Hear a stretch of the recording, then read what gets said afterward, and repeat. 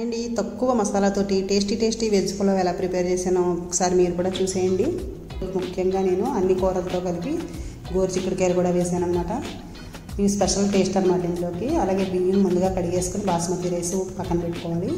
Stove మీద కడాయి పెట్టుకుని oil అలాగే నెయ్యి కూడా వేసుకుని ముందుగా కొద్దిగా జీడిపప్పు హోల్ గరం మసాలా వేసి వేయించుకోవాలి.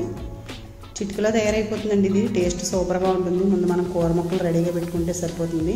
అలాగే అల్లం వెల్లుల్లి పేస్ట్ కూడా వేసేసి పచ్చివాసన పోయే వరకు వేయించిన తర్వాత ముందుగా ఆనియన్స్ అలాగే పచ్చిమిర్చి వేసి వేయించుకోవాలి. అలాగే ఇంకా మంచి ఫ్లేవర్ కోసం కసూరి మేతి వేసాను.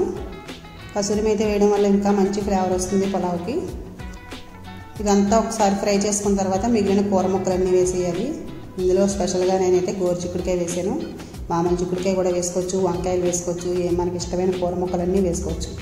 ఇలా మిగిలిన కూరలన్నీ కూడా వేసేసి ఒకసారి ఫ్రై చేసుకోవాలి ఒక 2 నిమిషాల పాటు. ధనియాల పొడి, కారం, పసుపు అలాగే కొంచెం గరం మసాలా పొడి, సరిపడినంత సాల్ట్ వేసేసి మొత్తం అంతా కలిపి ఒక 2 స్పూన్ల కమ్మటి పెరుగు వేసుకోండి. సూపర్ టేస్ట్ అయితే చాలా బాగుంటుంది. కొంచెం అన్నీ కూడా కొద్దిసేపు ఉడికిన తర్వాత 1 కప్పున్నర బియ్యానికి 3 కప్పుల వరకు వాటర్ వేసుకోవాలి. మూత పెట్టేస్తే మరిగిపోతుంది. తర్వాత ఇందులోకి బియ్యం వేసేసుకోవడమే. కడిగి పెట్టుకున్నాం కదా, 10 నిమిషాల ముందు కడిగి పెడితే సరిపోతుంది. బాస్మతి రైస్ అయితే వేస్తున్నాను నేను పులావ్లోకి. మామూలు రైస్ కూడా సోనా మసూరి కూడా చాలా బాగుంటుంది. ఇలా వేసేసి ఇందులోకి కొత్తిమీర కొంచెం పుదీనా వేసుకుంటే సూపర్గా ఉంటుంది. పుదీనా అయితే మా చెట్టుదేనమాట, తీసి వేసేటప్పుడు అన్నీ వేసేసి స్టవ్ హై ఫ్లేమ్లో పెట్టి ముందు ఉడికేటప్పుడే మళ్ళీ తగ్గించి సిమ్లో పెట్టేసుకుంటే కొద్దిసేపటికి అంటే 5 నుంచి 10 నిమిషాల్లోపు టేస్టీగా తక్కువ మసాలాతోటి మంచి టేస్టీగా ఉండే వెజ్ పులావ్ అయితే రెడీ అయిపోతుంది. వీడియో నచ్చితే లైక్ చేయండి, అలాగే షేర్ చేయండి.